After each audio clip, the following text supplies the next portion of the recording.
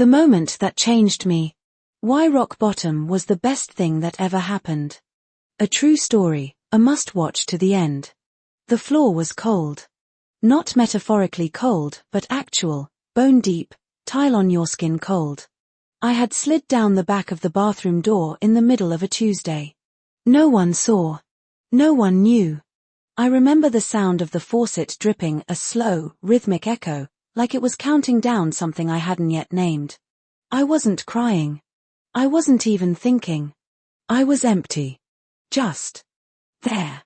And if you've ever been there, truly there, where your breath feels like it's borrowed and your chest doesn't rise unless you remind it to, then you know.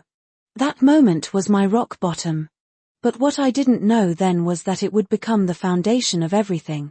The cold tile, the silence, the stillness, it stripped away all the noise. What was left was truth. The version of me that rose up from that bathroom floor was not the same one who fell. And today, I want to share why hitting rock bottom isn't the end, but the beginning.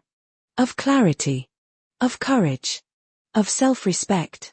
Of becoming. Before we fall, there's always a lie, and the most dangerous one.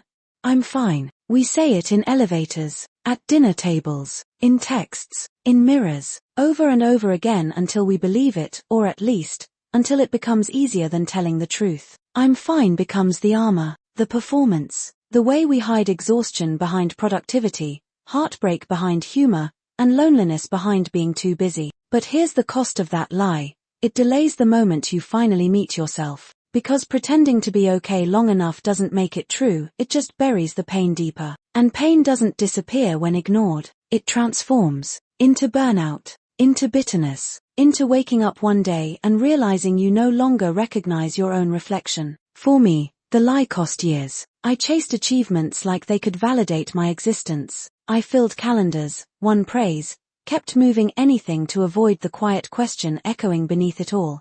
Is this really the life you want?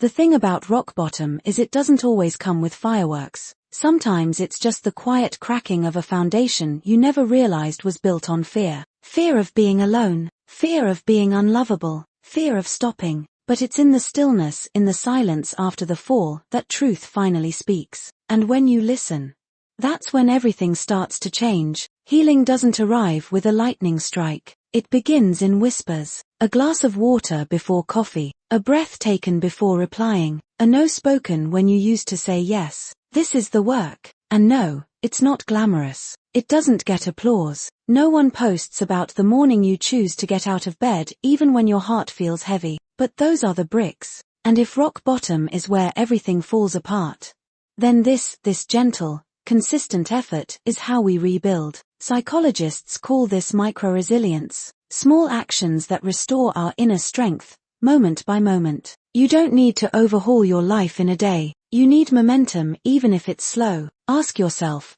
what would someone who respects themselves do right now? What does the next loving choice look like?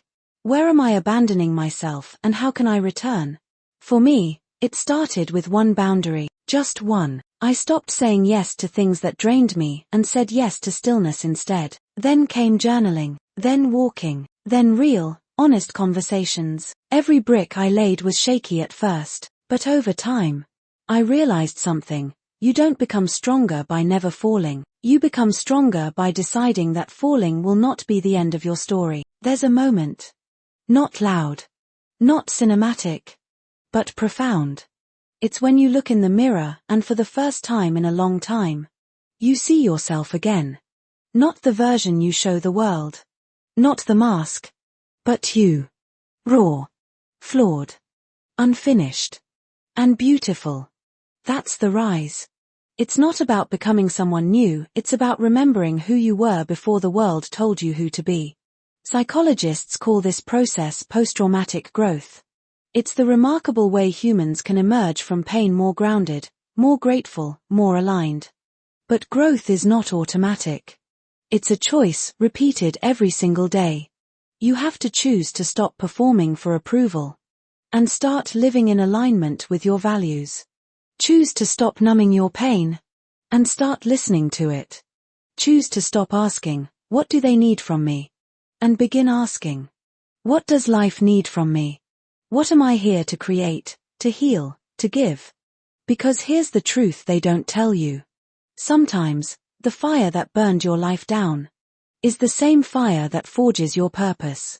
This is your moment. You are not broken. You are becoming. You are not behind. You are exactly where the next chapter begins.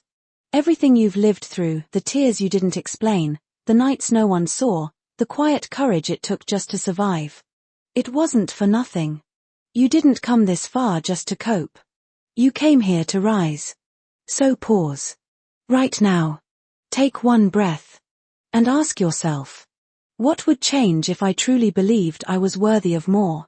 Not someday. Not when I'm ready. Now. Because the life you want, the peace, the love, the freedom, the purpose, is not waiting at the top of some distant mountain. It's built in small, sacred moments. Like this one. If this message spoke to something deep in you, don't just feel it. Act on it. Leave a comment sharing your turning point. Subscribe so you never forget that you're not alone in this. And share this with someone who might just be sitting on their own cold floor, wondering if they'll ever get up again. You will. And when you do, the world will feel the rise.